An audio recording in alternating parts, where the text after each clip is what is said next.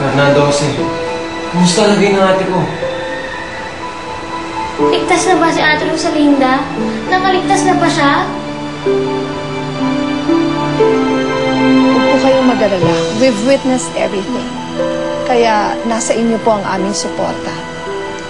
Kaya alam ko pong madali nyo pong makukuha. Maigagrant po ng korte ang inyong petisyon. Marami namang salamat kung ganun. Erica, huwag kang mag-alala. Hinding-hindi ka na kaya pagsaktan ni Rosalinda. At hinding-hindi ka na niya kaya panghawakan pa kahit kailan. Hanggat nandito ako, paprotektahan kita po. Except for her arm injury and head wound, ligtas na siya ngayon. Kaya makakahinga na kayo ng malalim. Salamat ho, Doktora. Sige, mauna muna ako, ha?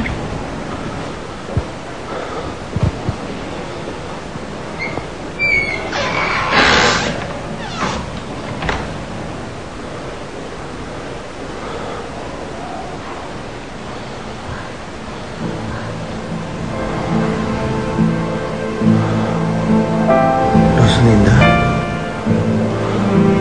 Rosalinda.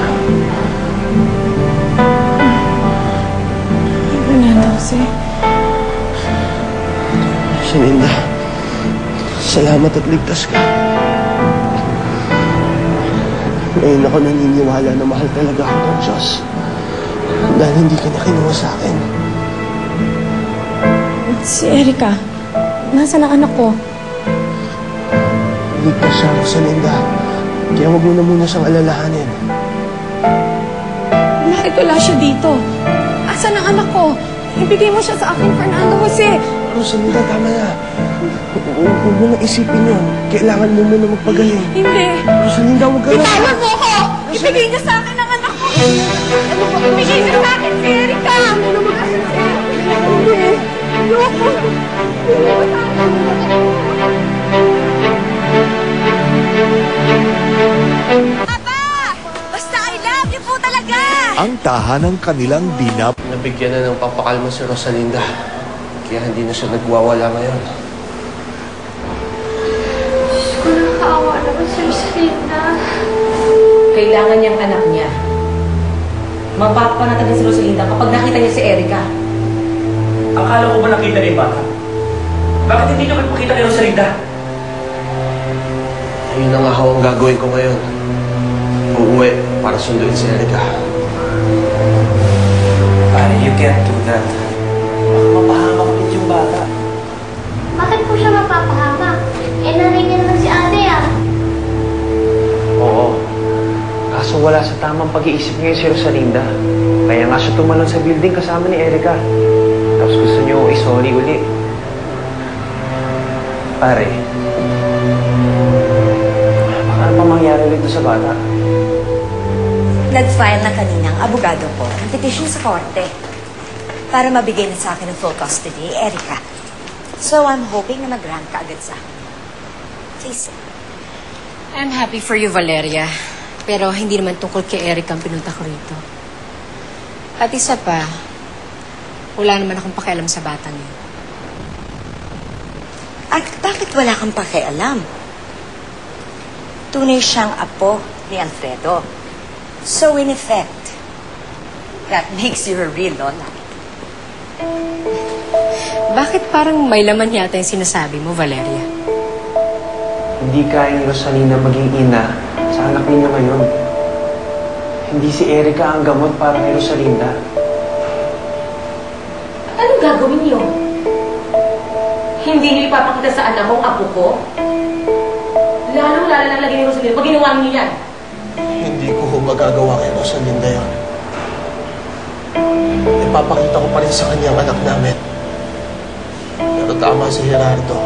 Hindi gagaling si Rosalinda dahil kay Erica lang. Kaya nakapag-desisyon na ako ngayon.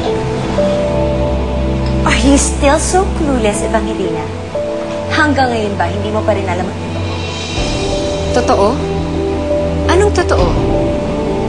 Ano bang pinagsasabi mo, Valeria? Well, si Fedra ay hindi tunay na anak ni Alfredo kay Soledad, kundi si Rosalinda.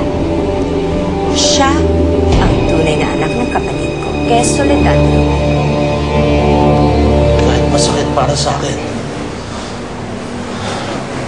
ipapasok ko na si Rosalinda sa isang mental institution para matulungan na kami ng mga doktor para mapagaling ng isip ng asawa ko.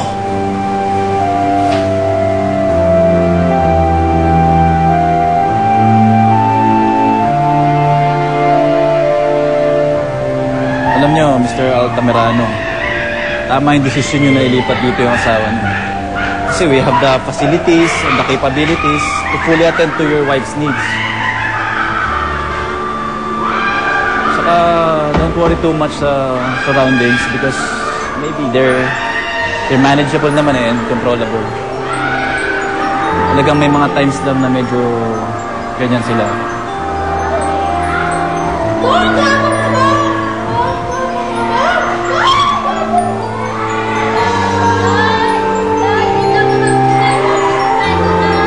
Mr. Altamirano, tayo.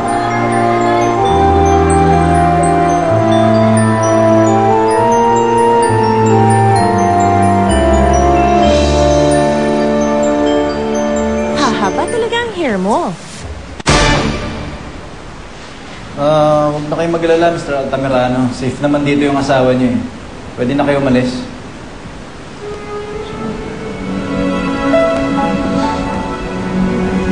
Rosalinda. Rosalinda, makinig ka sa akin. Kailangan kitang iwan dito para magamot ka nila.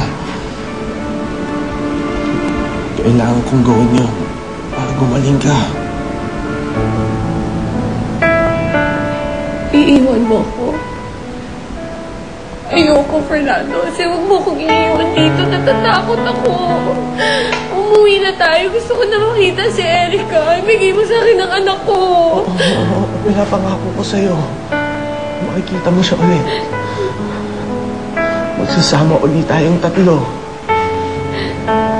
Pero hindi sa ngayon. Saka na pag magaling ka na. Kaya magpagaling ka. Gawin mo para sa amin ni Erica. Ayoko. Basta huwag mo akong iiwan. Hindi ako mapapaiwan dito. Gusto ko na makita si Erica. Bitawan mo ako. Fernando, kasi huwag mo akong iiwan. Huwag kang aalis. Huwag mo akong iiwan dito. Huwag kang aalis, Fernando. Iiwan mo ako. Itiwan niyo ako. Fernando, kasi itiwan niyo ako. Fernando, kasi huwag mo akong iiwan dito.